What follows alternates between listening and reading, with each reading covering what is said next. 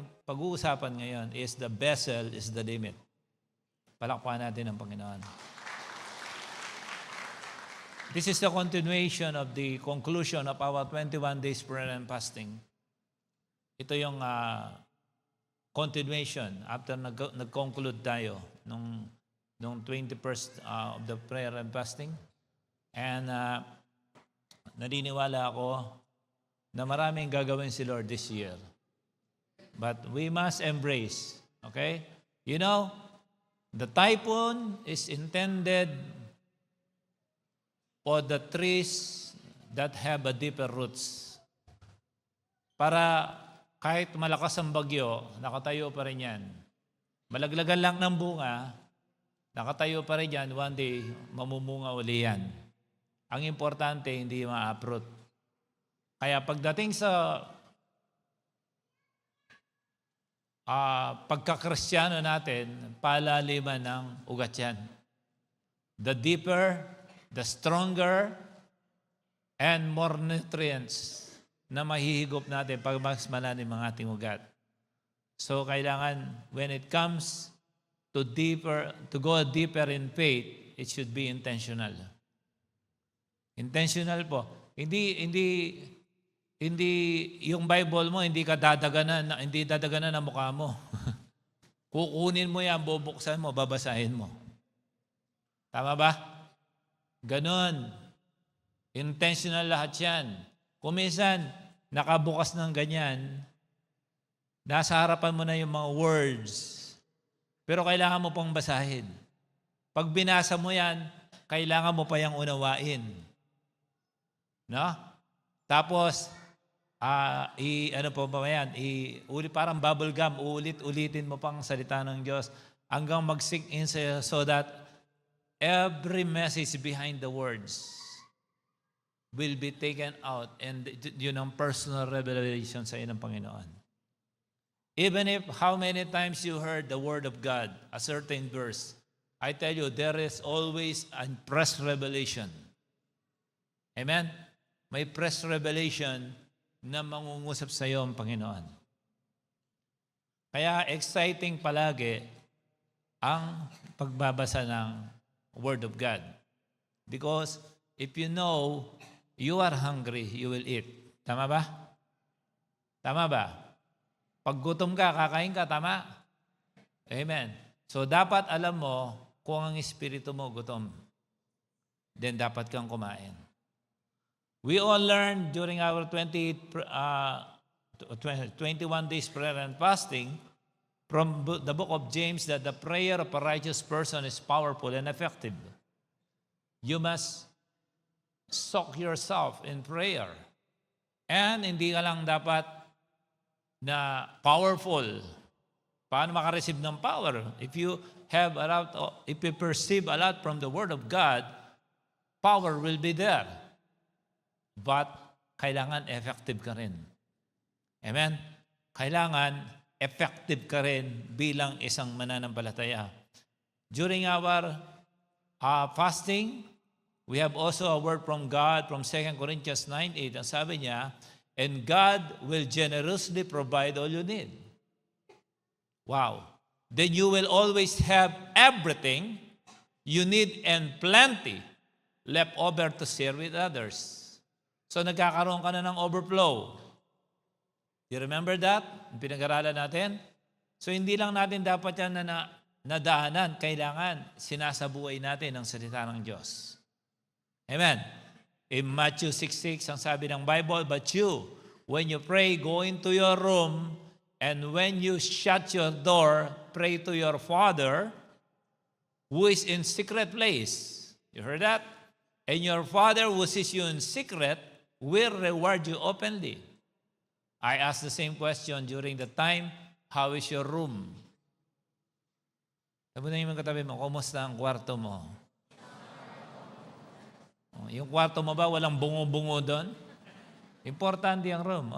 When you pray, go into your room.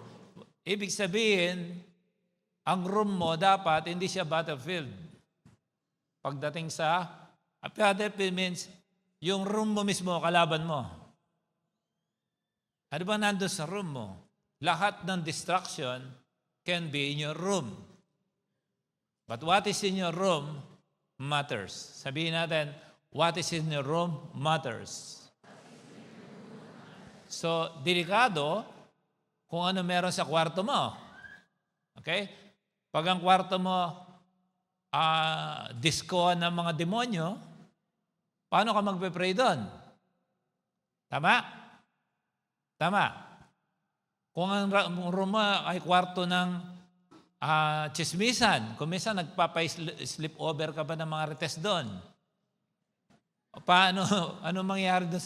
Yung room, delikadong lugar yan. Chat room, delikado yan. Ang mga chat room din yan. Anong pinag-uusapan nyo doon? Nakikita lahat ng Panginoon yun. Sabi niya, when you pray, go into your room. So, crucial ang nasa room. Lahat ng secret, importante. Sabi niya, when you shut your door, pray to your Father who is in secret. Tama, ibig sabihin nun, masolo ka ni Lord. Paano ka masolo ni Lord? And your Father who sees you in secret. So, hindi ibig sabihin, nagpe-pray ka para lang sumikat ka. Tama? Hindi ko mo nagpupunta ka ng church, pag uwi mo, para ka ng banal doon sa mauwian mo, dapat makikita nila sa iyo ang kabanalan. Okay? Will reward you, who sees you in secret, will reward you openly. Yun yung manifestation ng secret meeting nyo ng Father, magkakaroon ng manifestation yung secret relationship with your Father, kung paano mo siya kinakausap, kung paano ka napupuspos doon sa room mo, then it will eventually come out through your testimony. Kaya ako nagpa-testimony kanina. Usually, it comes from your intimate relationship with the Father. Through Jesus Christ and by the power of the Holy Spirit. Amen. So napakahalaga po na magkaroon tayo ng privacy when it comes to prayer. No prayer, no blessing. The Lord spoke to me this morning. Listen, huwag mong sabihin blessing pag galing kay Satanas. Amen? Kasi marami mga nagsasabi, blessed na blessed ako. Siguraduhin mong galing kay Lord yan. Amen. Amen. Kaya ang dami gano'n na lang, kumisa sa relationship. Akala, blessed na blessed ako kasi bakit? Nagkaroon na ako ng boyfriend. Galing ba sa Panginoon yan? Baka galing kay Satanas yan.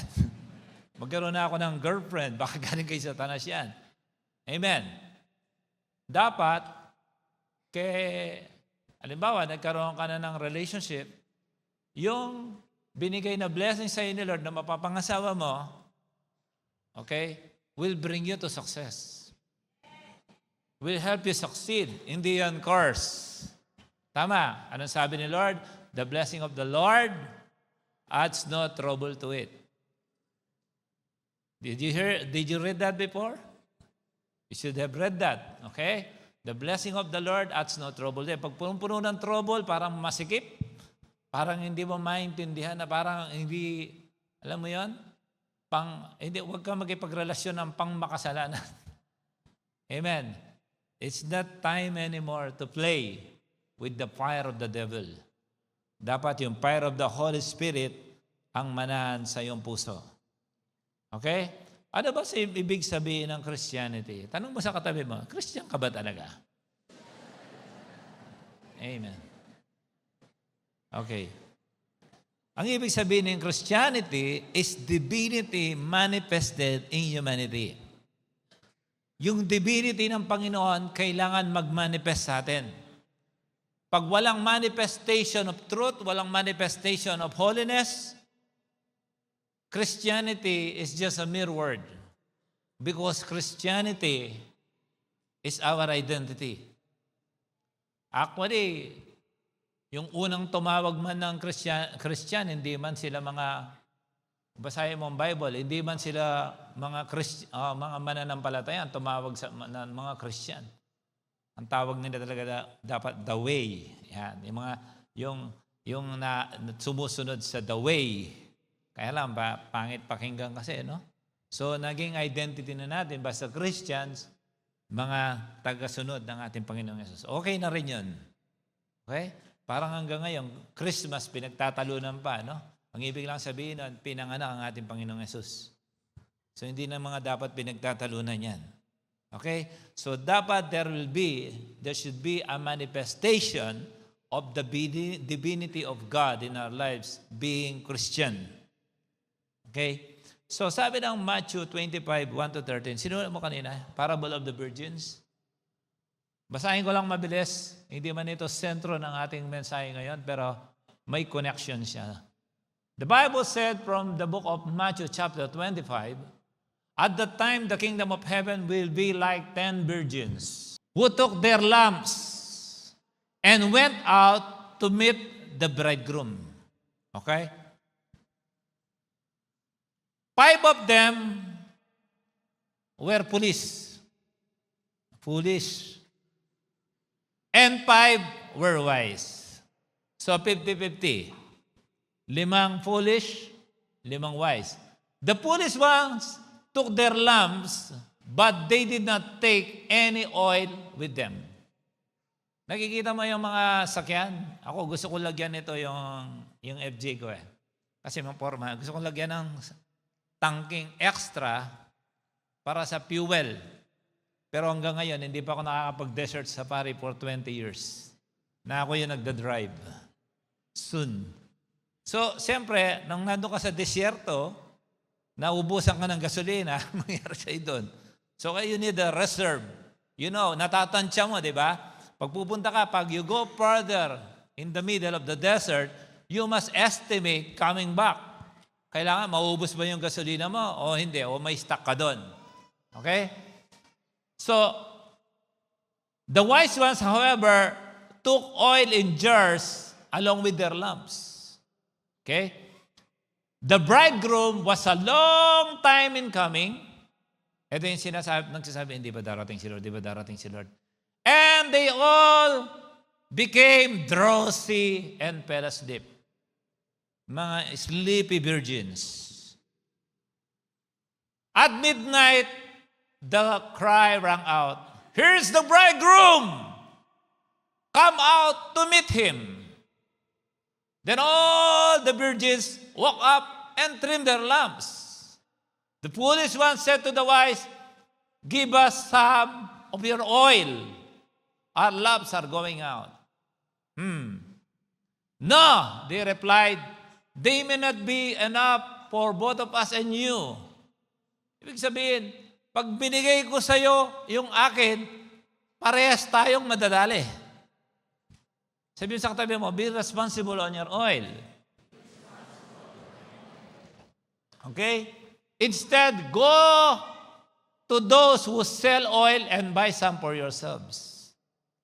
Yung oras na ng kasal, doon pa lang bibili ng oil. But while they were on their way to buy the oil, the bridegroom arrived. Aray ko. Lagi ko naririnig to. But while they were on their way to buy the oil, the bridegroom arrived. The virgins who were ready went in with him.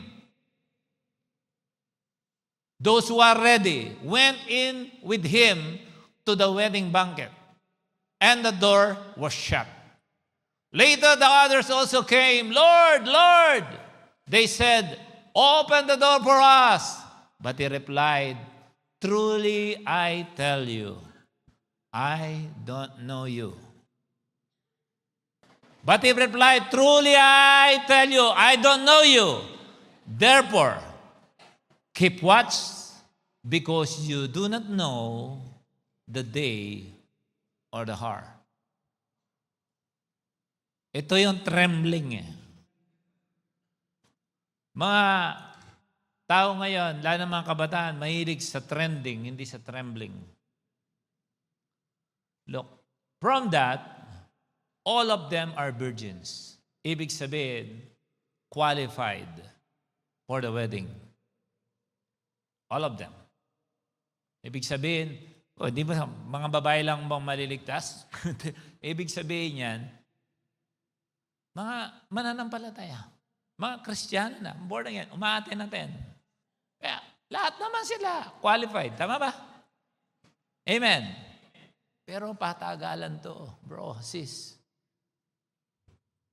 Hindi pwedeng tulog-tulog dito. O kaya gusto mo matulog, dapat hawak mo yung oil mo. Baka kunin ng iba yan. Amen. But all of them are waiting for the same groom. Pare-pare sila. All virgins, all waiting for the same groom, and all have lamps. Pare-pares. Saan sila nagkakaiba? Sa storage ng oil. Every temptation, every distraction that the devil will do against you is a reduction of your oil. And the devil understands that. Why? If you are cruising a wrong way, it's a waste of oil. If you don't know how to store rightfully for your journey, you will waste your oil. Like wasting your energy. Wasting your time. You review mo. Maybe you have 10 hours screen time in a day. Tanungin kita, one word of God you don't have? Then you want to go to heaven? You got 10 hours screen time, you don't have 1 minute for God, you go to heaven? Don't fool yourself. It won't work. That's not the way. Nagulat nga ako, sabi na, this week, your screen time is 10 hours. Sabi ko, ang tagal ko palang magsi-cellphone. Then I start to realize, it is helpful as long as you use it for right.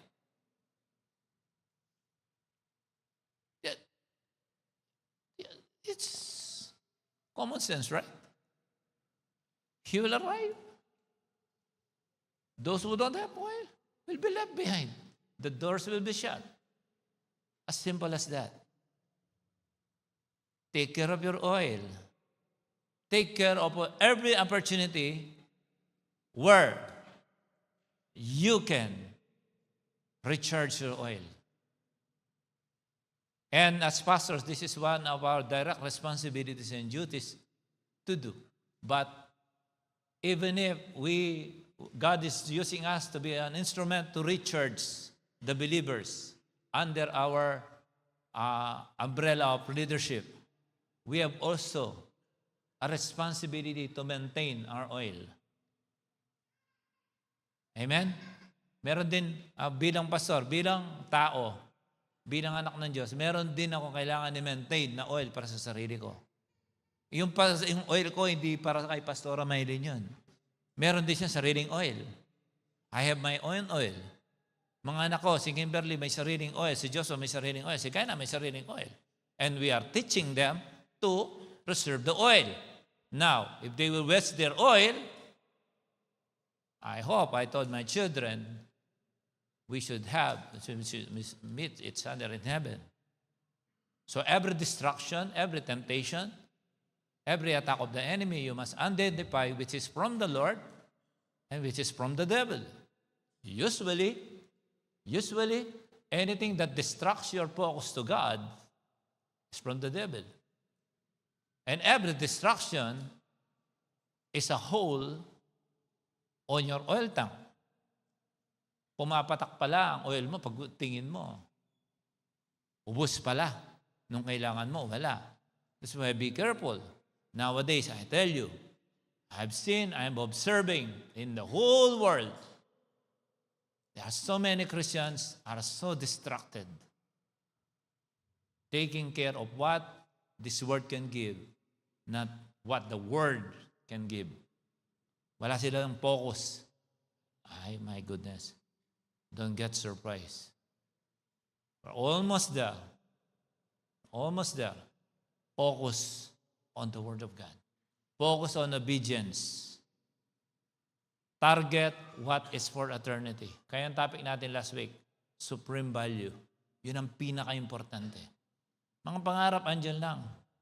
Daming gusto makapunta sa ibang bansa. Pagdating doon, ibang bansa pa rin. Amen. Alam mo yung mga nasa Canada gusto pumunta dito? Munto din pumunta sa ibang bansa. Lahat tayo, Pilipino, karamihan sa atin, Pilipino, pumunta sa ibang bansa. Nagkita-kita tayo dito. Nagbago ba ang araw? Rest lang. Mas mainit pa nga. Tama? Ang buwan, ganoon din. Mas malapit nga yung buwan dito. No? Malaki yung buwan dito. Pumupula pa. We all live under the same sun. Amen? Everything was created with the same God. Pare-pares lang. Ang tanong doon, ano ang benepisyo sa iyo ng lahat ng ito upang malapit ang puso mo sa Diyos? So it's very crucial for all of us to maintain our oil. From the book of 2 Kings chapter 4, verse 1 onwards, pag-uusapan natin yung pamilya ng may namatayan na propeta. From verse 1, the Bible said, a certain woman of the wives of the sons of the prophets. Again, plural, so isang misis lang. Cried out to Elisha. Elisha represents God. He is a prophet. I hope you know that. Sabi niya, your servant, my husband, is dead. Not a good news? And you know that your servant feared the Lord. So, ibig sabihin, kahit para servant ka ni God, mamamatay ka pa rin. Amen? And you know that your servant feared the Lord.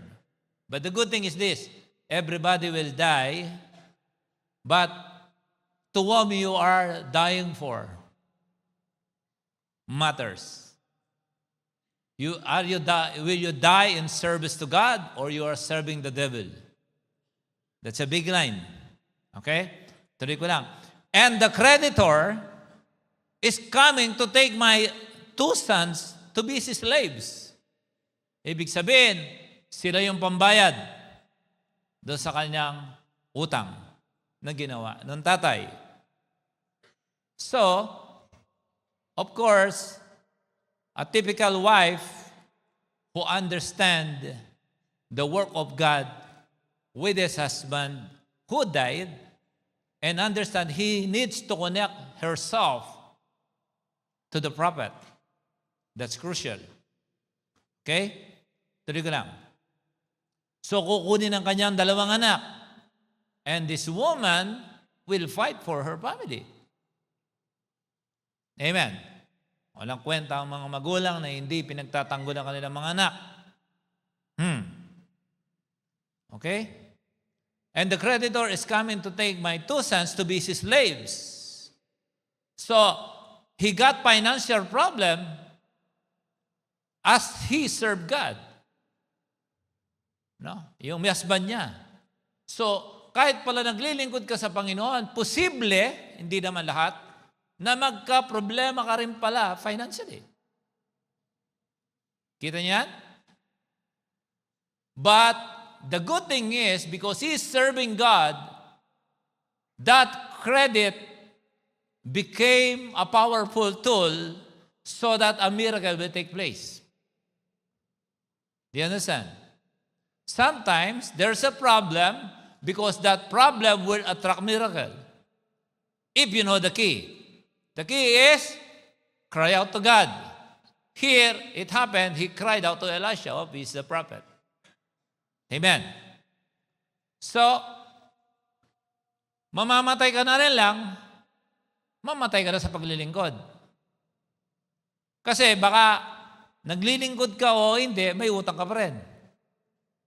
Pero pagka naglilingkod ka, may utang ka, nakamatayan mo yung utang, at least naglilingkod ka, so I hope na yung family mo makakaasa sa biyaya ng Diyos na pagpapalain pa rin yung maiiwan dahil sa pondo o investment ng tatay sa kanyang paglilingkod sa Diyos.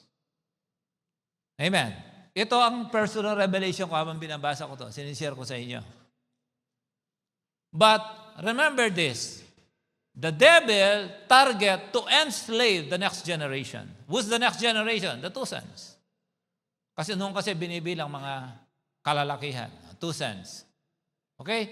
The devil target to enslave the next generation. The next generation is very crucial. Dito mga youth na to. Okay? They are very crucial. If this youth will waste time, they cannot continue what we have started. That's true. Amen? That's why ako, ang naisip ko ngayon, there should be a next generation of leaders. If possible, next generation of 12s. To govern. 50 years old ka, paano mo i-manage yung 13 years old? You cannot do that. They don't understand you. Nag-uusap ba minsan kayo, oh, daddy, mommy. You don't know that word? Ang dami na palang mga bagong salita ngayon. Pero alam lang namin yung summary kung anong ginagawa nila. Di ba, mga parents? Kala ng mga bata, hindi natin alam na. Okay, so the next generation will be taken if there will be no miracle in the house. The woman, the wife, the widow, understand that she needs to give all her best for the miracle to take place. Kaya, in-involve na yung prophet. Okay, because if this next generation will not see a miracle from God, maybe magiging shallow sa kanila ang relasyon nila sa Diyos. That's why we need to pass on. Even if your children are tired of hearing your instruction about God, about ministry, keep going. Okay? Keep going. Keep telling the next generation.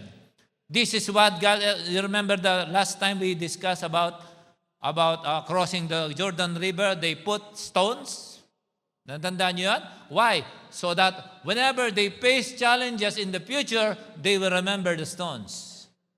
So this is how to preserve the next generation. Kahit magalit pa ang next generation, keep bombing them so that everything that you have said, I tell you, the Holy Spirit will lead the next generation to be reminded about what you've been through. Kasi pag hindi mo yan senior, hindi na nila maalala yan. So they will see a lot of miracles. And the miracles should take place in the house. Sa bahay. So sa bahay, dapat tinuturo yung tama. Sa bahay, dapat naririnig yung panalangin. Naririnig yung tama. Naririnig yung kabanalan. Naririnig yung pag-worship. Naririnig yung kasabay-sabay palang kumain. You know, I remember my dad. Pagka tumawag si tatay, "Mana!" Mamampangan. Sa Tagalog, "Kain na!" Lahat kami, kahit anong ginagawa mo, iiwan mo. Kahit gaano kalaga, andun kami lahat sa mesa. Nakahilera kami doon. Kaya pala shooter ako sa basketball. Naalala ko na. Si nanay, oblong yung namin, mesa. Marami yung magkakapatid. Hawak niya yung isang platong galunggong. Yung isda, iagis niya sa plato mo. Sakto yun. Hindi to kwento, totoo to. Talagang, Ricky, Robert, Role. Talagang iagis niya sakto. Yung mga yun, namimiss ko yun. Kaya yung time na kumakain kami, kaya pala pinipilit nilang makumain kaming by hook and by crook, kakain kami sabay-sabay. There will be one day pala na gusto ko mang kumain kasabay ang mga kapatid ko at magulang ko, hindi na pwede. Sino nakaka-relate? Sabi ng amen. Yeah, we all came here. We are obligated. Sometimes we can come home once in a year. Amen? Pero yung moment na dati, pagkasama mong kumain, bahay po, uupo ka doon, makasimangot ka. Kinuha na naman. Bangi na naman may takang. Anong Tagalog sa bangi? Yung tutong. Yung iba gusto tutong. Pero naalala mo yan, sabi ko. Pero ako kasi naalala ko, palaging nasa akin yung magandang hiwa. Ewan ko, siguro paborito ko. Ang dami ko naalala ngayon, bagay na hindi ko na maibalik. Pero nagpapasalamat ako, during that time we were forced to eat on the table all together. Yung may family picture, lahat kayo nandun, do it now. You don't know the time that is coming. You cannot replace the time for your family, the time for your children, every opportunity. Especially, lalo na pag may sarili ka ng family, do your best to be together, all together in one frame, as much as you can. Because one day, you might not have that opportunity again. Alam niyo yung mga batch 1, batch 2, batch 3, batch 4, batch 5, tinitignan ko lahat ng mga batches ng mga nag-encounter. Tinitignan ko. Sabi ko, sa isang prayer, sabi ko, asan yung mga to? 1, 2, 3, 4, 5, 6, 7. Dami! Asan yung mga to? So that time, nag-encounter, mayroon na relocate, may umuwi na ng Pilipinas. But once upon a time, merong encounter batch na nasa isang frame, and I do believe the Lord touched them at hindi na sayang yan. Amen? Hindi ko maibalik, mga nandun sa picture, pero kaya yung tama yung ginagawa niyo, mga encounter batch, no? If you have a chance, mag-reunion kayo. Kahit hindi nyo kami kasama, mag-reunion kayo. Basta yung pag-uusapan nyo, matino, ha? Ano ba? Batch 33, mag-reunion kayo. Okay, batch 35, mag-reunion kayo. Batch 28, batch 1. The next generation will be taken and there will be no miracle in the house. So, kailangan ng himala. Kailangan may mangyaring himala habang nandun yung propeta sa loob ng tahanan upang ang mailigtas, may salba ang mga bata. Okay. So there must be oil in the house. Anong ibig sabihin nito sa deeper theology natin? Oil, there must be, the Holy Spirit must be in the house. Oil represents the Holy Spirit. If we don't have the Holy Spirit in the house, it's not a home. Amen? So, sa pagkasama nating Holy Spirit, sure yan, ang miracle normal sa bahay. You know, you are writing your testimony with your family. Make the most out of it. Every time you have an opportunity. Sometimes hindi mo na yung mabalik.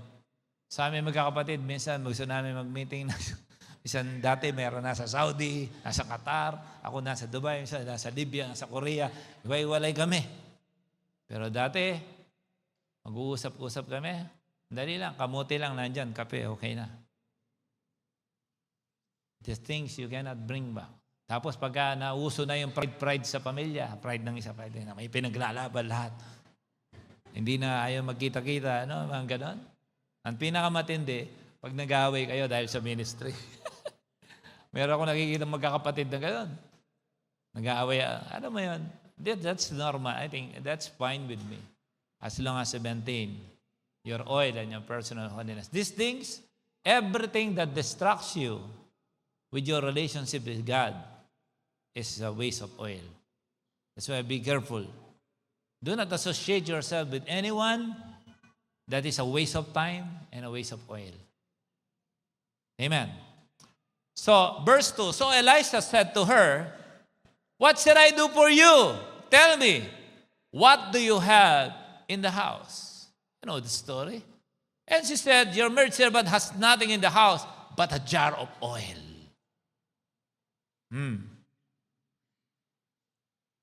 Is there any miracle still in your house?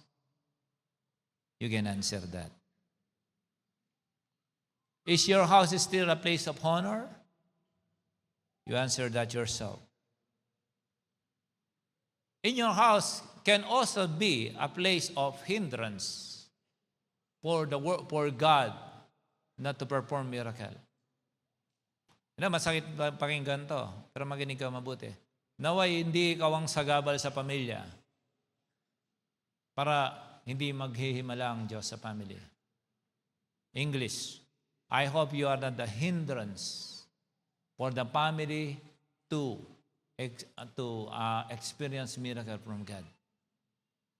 Make sure hindi ikaw yung sagabal. So, himay-himayan natin kung saan papunta ang ating pinag-uusapan, bakit vessel is the limit. Verse 3, then he said, go. Yun muna, go. Sabihin natin, go. Hindi yun apelyido, go. Okay. So, go, this is an action verb na dapat gawin mo. He said, go. It demands action. Hindi yung pwedeng go, nakatahimik ka. Sinabi sa'yo, go, nakatunganga ka. Go, wala kang gagawin. Go, nakahiga ka pa. Kaya hindi makapag-expect ng miracle. Kaya ang miracle, hindi para sa mga tamad. Ang miracle ay para sa mga gumagawa. Amen? Oras, hindi ka makakuha ng miracle, tilapia ang makukuha mo. Alam niyo yung miracle na isda? Hindi kayo kamampangan, hindi nyo alam. So, action is necessary. Pag sinabing go, go. Kumisan, hindi mo naiintindihan yon. Si David, nung nilipol ang kanilang tribe, pagbalik niya, ubos lahat, nagrarally ang kanyang mga kasama, mga kasundaluhan, pero siya pinuntahan niya ang Diyos, Lord, anong gagawin ko? Sabi niya, kung lulusubin ko na ba sila, ma-recover ko? Sabi ni God, go. You will recover everything. Walang kompas, walang direksyon, walang coordinates na binigay ang Diyos. Basta ang ginawa lang ni David, go! Then suddenly, along the way, after ng kanyang pagsunod, nakakita siya ng isang kasamaan ng mga kumuha na stuck doon dahil sa sakit. Ginamot niya, pinakain niya, tapos sinuro niya kung nasan. So the Lord will make a way for your recovery. Say amen. Pero umisa mo sa go. Sabi mo, go. Okay. Pangalawa, borrow vessels. Amen. Matindi yan. Hindi ka basta-basta magpapahiram. Halimbawa, yung vessel ay timba. Pang-igib ng tubig yun. Di ba, anong gagawin mo sa timba ko? Lalagyan ko ng oil. Ay, huwag na. Tama. Tama. Basta-basta mo ibibigay yung lalagyan mo. Anong, lalagyan namin ng inumin. Anong gagawin mo dyan? Lalagyan ng oil. Ha? Hindi pwede. Maraming aayaw dyan. Amen. Kung minsan nga, sa maliit na bagay, mga tao, madama, di mo nagpapahiram yan. Naniwala ka ba doon? Borrow vessels. Hindi naman humihingi. Borrow vessels. Halimbawa, ikaw na, may lalagyan kang, lalagyan mo ng inumin, na paborito mo. Halimbawa, Stanley, for example. Na. Lalagyan ng oil. Kasi hindi ka papayag, di ba? Hindi mo basta-basta mahihirap. Pero, why? Because relationship with the neighbor is very important. Say amen. Sabi niya, borrow where? From everywhere. Ibig sabihin, ang amount of the outcome of his faith depends on his go and everywhere. Ibig sabihin, lahat na ng makukuhanan mo ang paglalagyan, gawin mo na. Borrow vessels from everywhere. That's why relationship with people is very important. Mga kabataan, makikita ko ngayon, kung makaaway ng parents, kala mo, wagas. Kung minsan tuturuan ko yung mga magulang, huwag niyong bigyan ng pera. Huwag niyong ganyang panggastos. Tignan natin, sayo pa rin ang takbo niyan. Gusto ko nang turuan ng ganun eh. Amen. Huwag niyong bigyan pang merienda. Sa'yo pupunta yan. Okay? From all your neighbors. It means relationship to people is very important. Alam mo kung mabait ka sa mga tao? Sometimes you don't know that the person you are dealing with, it's because of your humility, humble ka, one day siya pala ang answer sa prayer mo. Masungit ka, walang magpapera ng beses sa'yo. Amen. Amen. Ano ba yung nagda-drive ka? Pipreno ka ng 2 seconds para makadaan yung ibang lahi. Magkita ka, ay, Pinoy. Sabi nga, lahat ng Pinoy, 5 Pinoy nag-giveaway. Alam, mga Pinoy, okay talaga ugali nito. Promote ko nga yung empleyado kong Pinoy. Malay mo pang na-promotion, nag-apply ka, Pinoy ka, i-hire ka. Sa'yo tumama yung blessing kasi nanalangin ka. Amen? Pwede mo namang i-cancel na yung kasungitan para mayroon kang nice relationship with your neighbor. Amen? Hindi ba pwede yun? Kailangan ayusin natin ang relationship sa ating neighbor. Love your neighbor as you love. Amen. Thou shalt not covet your neighbors. Wife, neighbors, cattle, camel, huwag mo raw i-covet ang neighbor. Amen. Pag boyfriend ang may boyfriend, huwag mo man i-covet yan. Amen. Amen. Amen. Kung minsan crush pa lang, nag-aaway na. Okay. Neighbors don't simply lend their jars. Okay? So, tanongin mo katabi mo, do you have a nice relationship with your neighbor?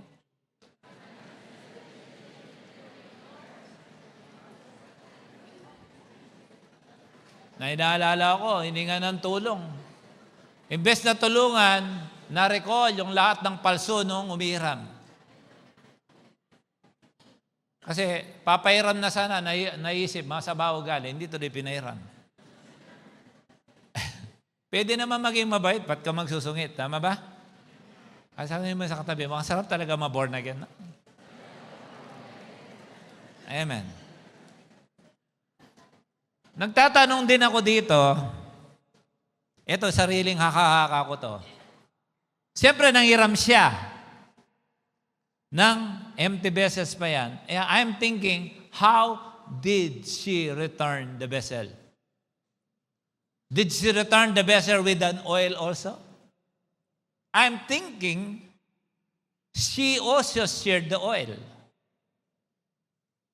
I want to think that. Dahil mabuti siya. Amen. Tama ba? Pag nanghiram ka ng sasakyan, pabalik mo, pakarwas mo naman. Amen? Sabihin mo, doon pala sa passenger seat, andun na yung pizza. Salamat sa pagasgas. Amen? I'm thinking if she shared the blessing, I believe she shared the blessing. Okay. So, anong susunod? Sabihin natin, empty vessels. Pag nagbabasa ka, himay-himayin mong gano'n, huwag kang magmamadali. Andyan yung excitement, nagbabasa ng salita ng Diyos. Empty vessel. May urgency to. Siyempre, yung ihiramin mo, yung hindi pinaglagyan. Yung ready na, kasi andun yung propeta, nag-aantay. Urgent, dapat yung wala munang laman na malinis. Yung ready, di ba? Sino dito, ang dami niyang container sa bahay, 2 years na, nandun, di mo pa ginagamit. Paramihan tayo ng mag, See? It's there. Yun ang mga pinapahiram. Okay. Okay. Empty vessels. Sabihin natin, empty vessels. You know, this is very deep. This is very deep. The Lord is looking for clean vessels. Empty and clean vessels. Why? Lalagyan ng oil. Do you believe that? So, if your oil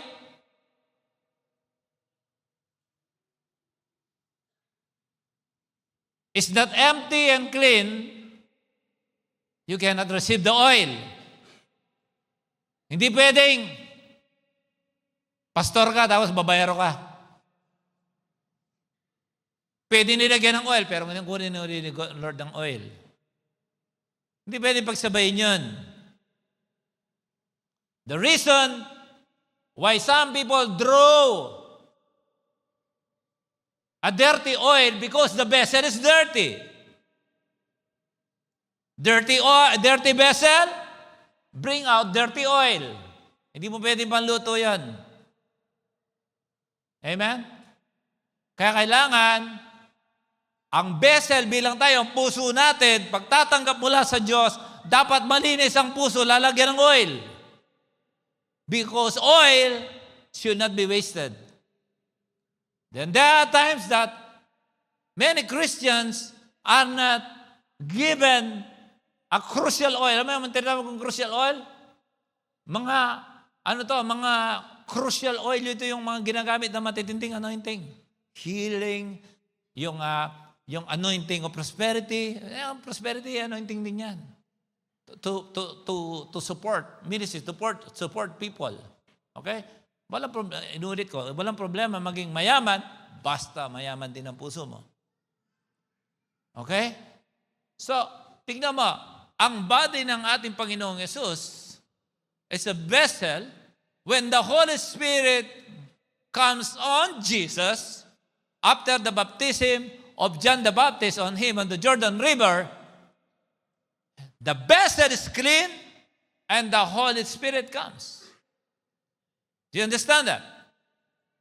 Look at this.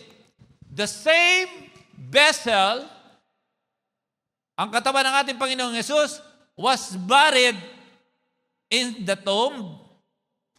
At yung Spirit, ginapi yung Espiritu yung susi ng kamatayan. Pagbalik, the same Spirit, after 72 hours, airlifted the body of our Lord Jesus Christ. The Bible said, the same Holy Spirit that resurrected Jesus from the grave is the same Holy Spirit that will resurrect us one day. Amen? So, ibig sabihin, yung vessel na body ng ating Panginoong Yesus, in-airlift ng Holy Spirit. That's why, when the Holy Spirit comes on you, that body, that vessel should remain holy. Say amen. Do you understand what I'm saying? Why? That body is just borrowed. Again, I say this. That is not you. Who you really are is what is inside of the body. What is inside that body is your soul and the Spirit of God. And that soul is the real you. Your will, your emotions, and your mind. That's the real you. Kaya, huwag kang masyadong focus sa sarili. Ay, may pimples ako. Ba't malailam ko? Ang daming problema. Kaya, hindi ka talaga masasatisfy. Whether you like it or not, you will age. Amen. Whether you like it or not, each second that pass, you are growing old. And you cannot take it back. And you cannot contest with it. It's happening. You can control aging by putting some, take care of what is inside of you. Look, manginig kayo. Meron isang lalagyan ng ketchup. Okay? Nung ubos na yung ketchup, linagyan ng suka. Tama?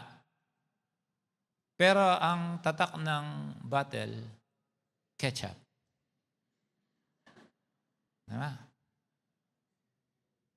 No. What gives value is what is inside the bottle. Naintindihan nyo?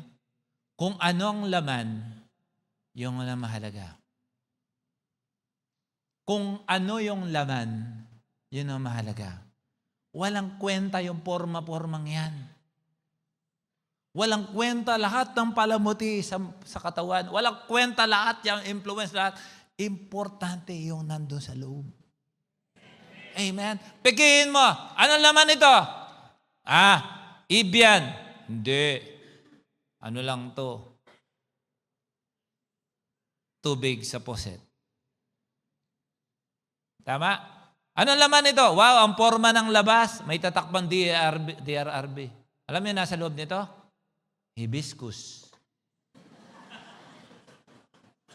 Ando sa loob. Kasi, yun nasa loob. Anong pakialam ko dito? Kahit may DRRB ba to? Importante, kung ano mainom ko dito. Ano ang mapapala ng Diyos na nandyan sa loob ng vessel na yan? And yun lang, what is inside of you manifests on the outside. Pag masungit yung loob, ganyan yung mukha. No? Kahit may tsura, napakapangit ng mukha. Nagmamanifest yung loob. Dami ko nakitang ganon. Sabi ni Pastora, Dad, hindi ka ba natutok sa mga yan? Pag madutukso sa mga yan? Sabi ko, kuko mo lang. Hindi pa tatabla sa iya. Alam, marunong tayong sumagot. Yeah? Lalo na kung napapanaginipan ka na ng misil. Napanaginipan kita, may babae ka. Dapat marunong kang sumagot. Yung totoong sagot naman. The oil inside the vessel is what matters. Kahit ano ba yan? Do you imagine? Maybe different kind of vessels they brought. Ito. Sige, malinis. Ito. Sige, pwede na yan. Ano pa? Ito po, malinis. Ito. Arenola, hindi pa ginamit. Sige, pwede yan. Basta hindi ginamit. Ano ba? Ito. Dinadala yan. Nakahilera na. Ito na lahat. Ang capacity ng aking pananampalataya, ito na lahat ng naipon ko. Lahat yan malinis kasi yung instruction, empty. Okay? You know, sometimes we are dirty. We pray to God to cleanse us. Once the Lord saw us being cleansed by the blood of Jesus, pagtanggap natin kay Lord, ang Holy Spirit mananahan sa atin. So it doesn't matter who are you in the past. What is important, who is in you in the present. Amen? Kaya kung minsan sabi, matindang ako dito, ibig sabihin, yung ginawa ko for 44 years, wala na. Ganun ang sinabi ng Panginoon. He is faithful and just to forgive all your sins and cleanse you for all your unrighteousness. One shot, basta totoo yung paghingi mo ng tawad. Yun ang maganda naman. Okay? Hindi mo na kailangan palatigo, nang bubuhat-buhat ka pa ng cross dyan. Okay? So, look at this. The devil will destroy the vessel. Pakinig kayo mabuti. Focus dito. The devil will do all his best to make the vessel dirty. Why? So that you will not receive the oil. Do you understand, youth? Do you understand this? The devil is interested with your vessel. Why? To make you dirty. When you are dirty, you are not ready to receive the oil. As simple as that. Gagawin lahat talaga ng kalaban yan. Huwag mo lang ma-receive ang oil because oil will produce the miracle. Do you understand? Okay? So, huwag mo nang hayaan pa na datnang ka ng pagdating ng Panginoon na hindi ka ready. Pagdating na lang ni Lord, doon ako hihingi ng tawad. Come on. Napakatandang pag-uugali na yan na maraming nag-akala, pero maling akala. Amen.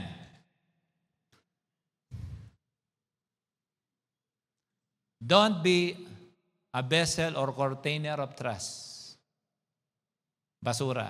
But be a container of blessings. Sabihin mo, kailangan ma-bless ka. So titingnan mo dito, sabi niya, empty vessels, ano kasi din yan? Do not gather just a few. Anong ibig sabihin nun? Do not gather just a few. It means that is the volume of your faith. The more the volume, the greater the miracle. Can I say that again? Greater vessel for greater miracle. So you are to determine the magnitude of blessings for your life based on your vessel. Kaya nga, vessel is the limit. Kung anong binigay mo sa Panginoon, yun ang pupunuin niya. Ang titindi ng pangarap mo, ang binigay mong blessing kay Lord, yung pang-urine test. Yung ganyan lang kaliit. Amen? Amen. Imagine, giving all yourself to God. Your whole volume. The whole empty of you. Sabi mo, kaya pag nag-worship ka, sabi mo, Lord, fill me. I want a saturation of you. Ibig sabihin, you want more of God for your life. Kaya kung minsan nagpa-pray ka, nag-worship, why? That's the time you can have an isolation, maybe in your room, or in your flat, or in your workplace. Talagang ang daming distraction. At least sa church, hindi ka distracted. Sabi mo sa katabi mo, hindi ka dapat distraction sa aking gama. Amen? Amen? Amen? Aba, yung iba, hindi attend ng church kasi mayroong kinainisan sa church. Paano kung si Satanas mismo ang kalaban mo? Alam mo si Satanas bumibisita din sa church? Tingnan mo yung katabi mo. Hindi siya yan, ha? Si Satanas mismo bumibisita sa church. Di ba alam yan? Alam mo, agad manahong nga siya. Nagre-report niya sa heaven, eh. Si Job, yan. Alam ko, pinagpapala mo lang, yan, kaya yan, hindi bumibitaw sa iyo, eh. He is an accuser. Hello? Imagine giving all yourself to God. Yan ang pupunuin niya. Sabihin mo, kung anong lalagyan, yun ang laki ng iyong pagpapala. Oh, yeah? Verse 4, and when you have come in, ibig sabihin, after niyang nahanap ang lahat ng lalagyan, umuwi na siya ng bahay.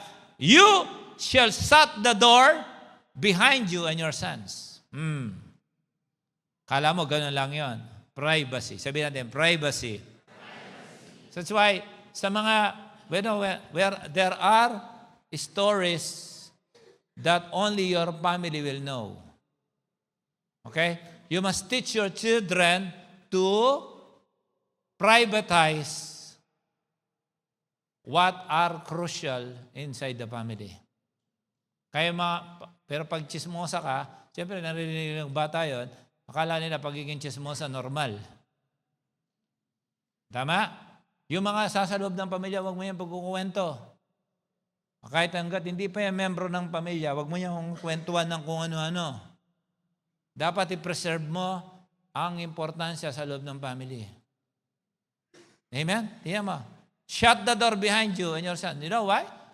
Only the children and the parent and the mom should see the miracle taking place. Baka kasi may mga, alam mo, binuksan ng bata yung bintana. Naimala dito. Gusto niyo ng manood? Hindi na yung pinagsisigawan. Mga anak mo, huwag mong pangwento tong sweldo ko, Sabi mo na lang, pinagpalang yung mga magulang. Hindi yan chinichismis. Okay? But, ano ang lesson about dito? The kids must see the miracle. Why? Because when they see a miracle, they will not neglect their relationship with God. Okay? Your family should see the working miracle of the Lord. Makinig kayo lahat ng youth. You must watch how your family is blessing you. Why? Because one day you will think, whatever you will reach in life is because of your own strength. Do you understand? Kailangan, tinagmamasdan nyo kung ano ang biyaya ng pamilya nyo. Hindi lang mga kabataan. Lahat tayo dito. Okay? We must watch how God's, being under a cell group leader, dapat you must watch the cell leader what he's doing. Because if you only enjoy the miracle because of your attachment with that group, and the Lord is raining down blessing on that particular cell group, at nabubuhusan ka ng biyaya, if you don't know the strategy, if you don't know how the miracle comes, when you are blessed, you disregard how God is working. Kaya kailangan malaman mo, ay, ganito pala, kailangan pag-pray pala, kailangan pala, nagpa-fasting pala, ay, hindi pala basta-basta ganito, ganyan-ganyan. No. Especially, kanina kahapon nga, sabi ko kay Pastora, some people don't know. Before you drive a car, you need to pass the driving test. You know, fellow driver, you know how difficult to pass, right? And the money involved to apply for driving, for the driving school. Tama? Tapos, ang hirap pa pumasa. Amen. Take 1, take 2, take 3, nagpasting pa. Pagpasa, woo! Start na ng salik. Start na ng bibili ka ngayon ng sasakyan. Tama? Bibili ka ng sasakyan, may insurance pala. Depende ba yan sa bibili mong sasakyan? Tama? Nagda-drive ka ngayon. May makikisakay lang. Demanding pa. Amen? Sunduin mo ako dito. Daanan mo na ako. Kaya yung iba ayaw mag-cell leader. Daanan mo ako, ha? Pag na-late ka, ay kanina pa kami naghahantay dito. Alam mo ba, anong pumasayan? Hindi basta-basta papasayan. Tama? At hindi basta-basta makakuha ng sasakyan. Amen? Amen? Sasama ka sa camping, papahuli ka pa. Kailangan, nakita mo paano nagimala. Kasi if you did not see how miracle happened, you will never be thankful. You will never be thankful if you did not see the miracle taking place. Tama ba? Alam mo, maborn again lang yung magulang mo. Magpasalamat ka na. Maborn again yung mister mo. Magpasalamat ka na. Amen. Magsaya ka na pag na-born again yung mister mo. Ang hirap maborn again ng mga mister. Amen. Kadalasan, born again na yung misis, ang mister hindi pa rin born again. That's normal. Kaya matinding iwin ang mga mister. Okay? Ano susunod? Then pour it into all those vessels. Pour it into all those vessels and set aside the full ones. Kana mo, ganun lang yan. No? Halimbawa, andyan yung mga, actually, gusto kong maglagay ng iba't ibang vessel dito. Wala na ako tayo. O ito yung mga vessels, no? Pagka puno na to, wala pa yung kasunod, igaganon mo, matatapon. Tama, di ba yung mga barista, alam nila to. Pag ganun, may alak na may wala natatapon. Tuloy-tuloy ang buhos kasi may vessel. Tama? Nakikita ko to, yung mga galing sa timplahan. May mga baso dyan. Pinapaikot nila, napupuno yan, napupuno. Nakuha natin. Kasi bakit? Pag may lampas, matatapon. Ibig sabihin, ayaw ni Lord, nasasayang ang oil. Sabi mo sa katabi mo, don't waste the oil. So she went from him and shut the door behind her and her sons who brought the vessels to her, and she poured it out. Anong nangyari? Sabi mo, may obedience. You know, unbelief kills the miracle taking place. Pag may instruction si God, hindi mo ginawa, you will see the miracle is not going to take place. Kahit nag-fasting ka pa, pag may doubt ka, walang mangyayari. Verse 6, now it came to pass when the vessels were full, that she said to her son, bring me another vessel, and said to her, there is not another vessel. Anong nangyari? So, the oil ceased. Stop. So, ang blessing, the amount of miracle pala depends on the amount of the volume of your vessel. Can I say one line there? The problem is the available vessel that will blessing. The Lord is abundant in blessings. The problem is in the vessel. Hindi problema, Lord, ang volume of oil. Ang problema, yung volume na paglalagyan ng oil. Because the moment we cannot give a space for God, He cannot fill us anymore. So, don't waste. Like, your heart has a lot of things in it. Unnecessary, there's a hatred, there are so much earthly dreams in your heart. Pagka lalagay mo yung kayang volume sanang ipasok ni Lord sa puso mo, madami, hindi na magkasya kasi puno na yung heart mo. Kaya kung minsan ang daming gustong gawin ng Diyos sa isang tao, hindi na ma-contain kasi may mas priority ang puso. Sabi ng Bible, the heart is deceitful. Amen? Did you hear that? The heart is deceitful. Amen? Kaya sabi niya, kapag tumibok ang puso, sabi niya, wala ka nang magagawa kundi tumibok lang, wala nang magagawa. Kadalasan ang puso, peke sinasabi niyan. Amen? Okay, then she came and told the man of God. Yun ang gusto ko doon. Binless na, bumalik sa man of God. You know, vessel is very important. Di ba, dami mo pinamili. Merong hotdog, merong noodles, merong pakwan, iba-iba yan, pero isang lalagyan lang. The vessel is very important. It can contain a lot of miracles. Last line. Go, sell the oil, and what? Pay your debt, and you and your sons live on the rest. Pay your debt.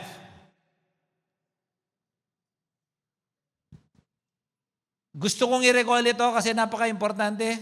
Although pinag-aralan natin last time, can I say it again? Your privacy with God is crucial to your answered prayer. Sabihin mo sa katabi mo, your privacy with God is crucial to your answered prayer. Si Lord gusto kanyang masolo. Amen. Gusto kanyang makausap. Gusto kanyang i-instruct. May gusto siyang gawin sa buhay mo. Kaya lang, pag ang mundo ay maingay, hindi ka masolo ni Lord, hindi mo marinig ang kanyang boses. Another line. Sinabi ko last time, bahala na si Lord sa pagpapala, ang ibigay natin ay ang pagsunod. Walang problema sa oil. Walang problema sa supply ng oil. Ang problema nasa vessel. Amen? If we don't have vessels anymore for God, then whatever you ask becomes irrelevant. Kasi wala nang paglalagyan. Anong gagawin mo sa oil? Wala nang paglalagyan. Amen? And the last line is this. Satisfaction is the limit. Pag nasatisfy ka na, stop na. You know, if you are always longing for God every day, you will not ask for a glass of water. You will ask for the sea. Nasa iyo yan. Masatisfy ka na sa pag-inom o masasatisfy ka sa paglangoy? Ano ba talagang inihingi mo sa Diyos? My goodness. Nowadays, we must be equipped with a lot of oil. Sabi mo sa katabi mo, huwag kang paiiwan. Sa kaliwa mo, sabi mo, huwag kang paiiwan. Sa kanan mo, sabi mo, huwag kang paiiwan. Oh, paramihan ng oil to, amen? Amen? Amen? Amen? Paramihan ng oil to, amen? Sino dito? Sabihin mo, siyempre, spiritual virgin to. O, sabihin mo, take care of your virginity. Kahit lalaki yan, sabihin mo, take care of your virginity. Feel na feel mo naman, ano? Can you all stand?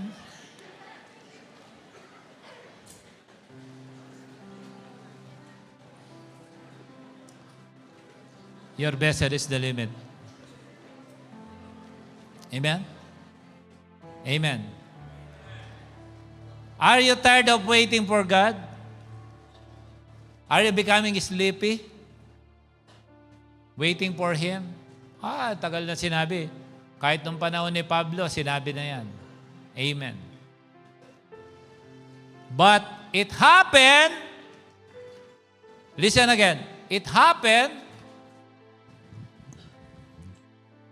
that things that has been prophesied are all happening right on our very own eyes. Everything that has been prophesied are happening in our generation. That's why if we will not be watchful, we will not see this glory. Ako gusto ko, rapture will take place, yung nakikita mo sa mata mo. Although pinag-aralan natin, you should be in Abraham's bosom, not on the place of torment. But you know, all these things we are seeing around us is crucial on our belief. That's why be careful. Make sure you fill all your lamps with the oil. Every distraction, hindi distraction, distraction, everything that can distract you, your walk with God. Anyone, people, money, things, ambition, everything gives leak on your tanker. Makikita mo, you expect, alam ko may oil pa ako eh. Nasa gitna ka ng disyerto, pagtingin mo, butas pala yung lalagyan tangke mo. Tinusok nung kalaban. Ubus pala, hindi mo na-check. Usually, yung reserba, wala sa gauge yan. Tama ba? Tama ba? Fellow camper? Yung tangke sa likod, hindi kasama sa gauge yan. Basta alam mo, may reserba ka, tapos pagtingin mo, wala pala. Please, anchor your heart strongly to God, even nowadays. The Lord impressed in my heart. Nowadays, most Christians are very distracted. Their dreams are different. Their agenda are different. Not aligned with the Word of God. Yung lahat ng pinagsisikapan nila, puro pang mundo. Pangarap pang mundo. Pinapangarap mo ang mga bagay na maiiwan, maiiwan ka. Amen? Amen. Pastor, hindi man ako paano? Hindi ako mag-asawa. Di wag kang mag-asawa. Kung ikaka-impyerno mo yan, ba't ka mag-asawa? Tama? Sana kung abutan ka pa ng pagkakataon na makapag-asawa ka ng tama, tapos hindi pag-rapture, maganda. Pero ang importante, your vessel should always be clean, ready to receive the oil. Be careful. Amen? Close our eyes. Father, I know, God,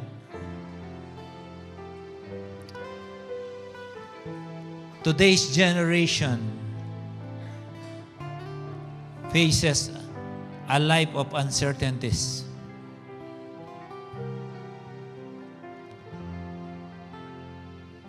Lord, it is your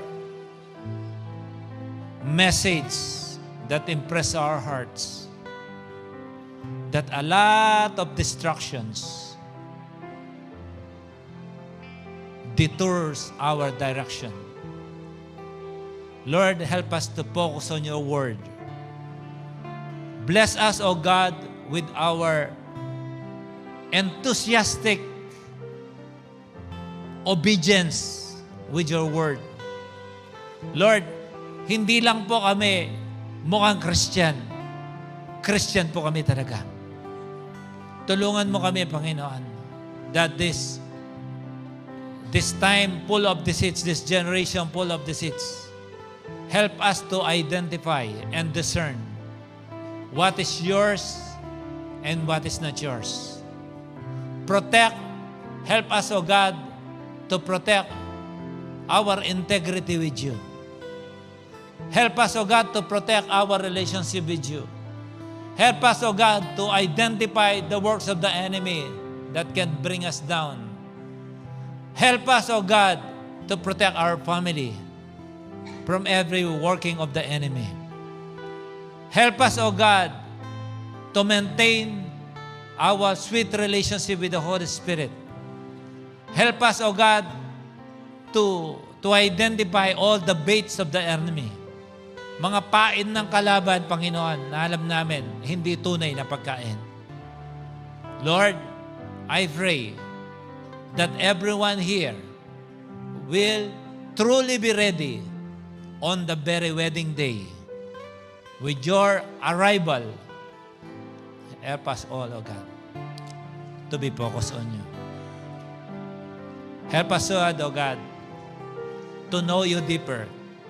Help us, O God, O Holy Spirit, to seek your face deeper and deeper. And thank you for blessing us sa such a wonderful gathering like this for us to maintain our worship together with your divine visitation and hearing a central message that comes from you, that the vessels at the limit. Lord, I pray that we ourselves are vessels. Help us, O God, to become a blessing to other people as well. Help us, O God, only to contain what is important in the lives of people, other people, especially our own, very own family. And I pray, Lord, to strengthen everyone, their stand, their faith, because the time of testing for our faith is coming nearer and nearer, greater and greater. The road going to heaven is visibly getting narrower and narrower. Alam namin, Panginoon, paliit ng paliit ang daan. Pero, Panginoon, tulungan mo kaming matayuan sa pamamagitan ng gabay mo, Banal na Santong Espiritu. Matatapos namin ang laban na to. Matatapos namin ang paglakad na to, O Diyos, na hindi kami babagsak, hindi kami titigil, hindi kami mapapagod, sapagkat ikaw ang supplier ng aming oil. And I thank you. Walang ni isang membro ng aming pamilya ang maiiwan sa pangalan ni Jesus. Walang, Lord, dalangin namin, gumawa ng paraan, Panginoon, ng iyong kamay. Kung sino man sa membro ng aming pamilya ang hindi kaabot-abot na parang napaka-imposibleng maging mananampalataya. Panginoon, ikilos mo, O Diyos, ang iyong kamay at abutin, especially ang aming mga kamag-anak na wala pang pagkilala sa iyo bilang Diyos at tagapagligtas. Thank you for this wonderful day of victory for supplying our vessels to be stronger again, to pursue this wonderful life we call journey. Thank you. This is our prayer with thanksgiving in Jesus' name. Amen. Taas po natin ating mga kamay. Let us worship Him for the last time. Kahit kailan, di ka nagkulang. Biyaya mo sa akin laging lahat. Pag-ibig mo sa akin walang hanggan. Pinibig mo ako noon. Panginoon, naginang matapat sa dalangin mo. Ako'y inilig mo kahit ako ay ano. Walang katakutan ang pagmamahal. Walang pinipili ang puso.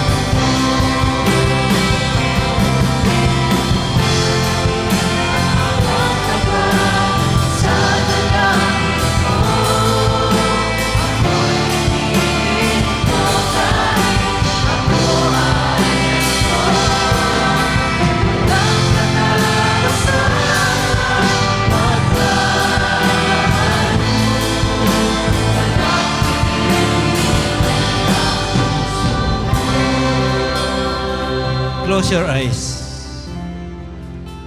and bow down your head. For the first time attendee, listen to me. The Lord brought you here for a reason. He loves you and He wants to take care of you. He has entrusted you your remaining days to live in this world. And He orchestrated this day to establish a relationship with you. If you know that your life is not right with God, this is the perfect moment to become a child of God. If you will follow this very simple prayer from your heart, I invite you to please say, Jesus, from now on, I will call you my Lord. And in my heart, I believe that God raised you from the dead. Wash all my sins with your most precious blood. And may this day be a day of my deliverance from the work of the devil. Holy Spirit, come into my life. For my security is in you alone. And this day is the new birth of my life with the Lord for eternity. I thank you for making me one of your children today. In Jesus' name. Amen. Receive the Holy Spirit, all of you who made that very significant prayer. Today, God made you His child, and your life will never be the same again. Palakpakan natin ang Panginoon. Hello everyone! Kung kayo po'y na-bless sa mensahe ngayong araw na ito, I would like to encourage everyone to please like, follow, or subscribe and share this video to your friends, to your family, or to everyone that you knew. So God bless and see you until next.